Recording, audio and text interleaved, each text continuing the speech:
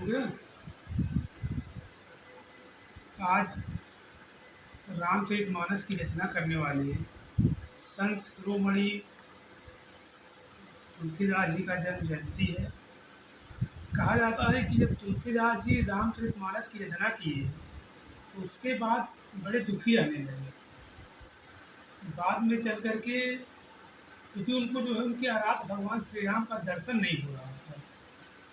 तुलसीदास जी रामचरितमानस की रचना करने के बाद जिस प्रकार से लोग पीएचडी करते हैं और पीएचडी के बाद अपनी थीसिस तैयार करने के बाद एक रेफरेंस देते हैं कि उस बुक में किन किताबों का सहारा लिया गया है, उसी प्रकार से तुलसीदास जी भी रामचरितमानस की रचना करने के बाद अपने 71 वर्ष का अनुभव, उसके साथ साथ जो है 4 वेद, 6 शास्त्र, 18 पुराण और वाल्मीकि रामायण सबका जो है जिक्र किए। उन्होंने उसका अपना रेफरेंस दिया कि इन सबके अध्ययन के बाद और 71 वर्ष के अनुभव के उपरांत मैं जो है रामचरितमानस की रचना कर पाया हूँ।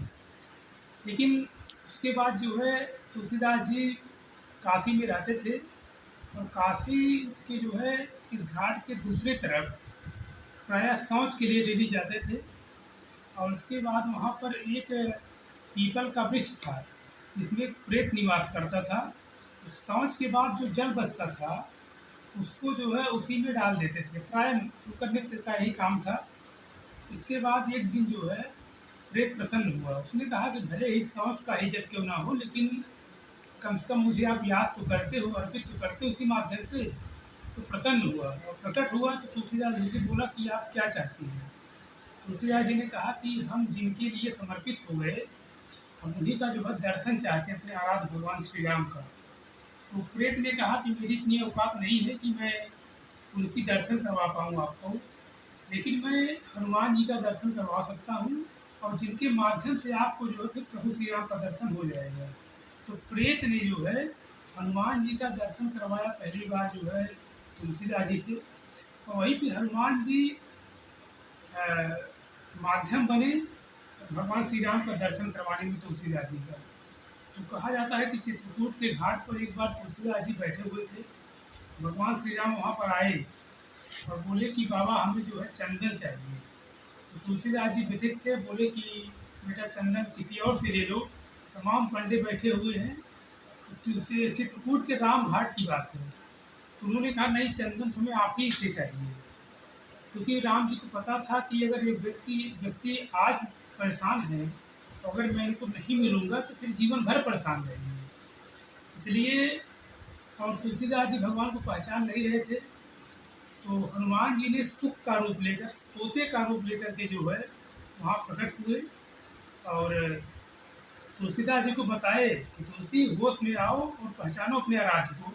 अगर आज नहीं पहचान पाओगे फिर जीवन भर जो है भटकते रह जाओगे। तो जिस प्रकार से बेटा व्यास जी महाराज सुख का रोल निभाते हैं जो है गीता में, उसी प्रकार से रामचरितमानस में अगर कोई सुख का रोल निभाया है तो हनुमान जी निभाए थे। तो हनुमान जी को तुलसीदास जी अपना गुरु मानते थे।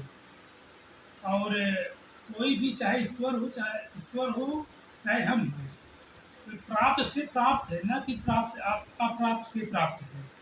जो चीज़ प्राप्त से प्राप्त है केवल हम उसको देख नहीं पाते क्योंकि हमारी शक्ति आस्था इतनी नहीं होती है इसमें।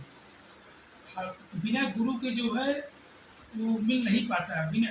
बिना सत्संग विवेक न हो। तो वो हनुमान जी को तुलसीदास जी अपना गुरु मानते हैं और उन्हीं के माध्यम से श्री राम जी का दर्शन हुआ था। तो जो भाव कबीरदास जी के मन में आया था कि गुरु गोविंद दो खड़े काके लागे पाओ, बलिहारी गुरु आपने गोविंद दिए बताए, उसी वही भाव उस समय तुलसीदास जी के भी मन में आया।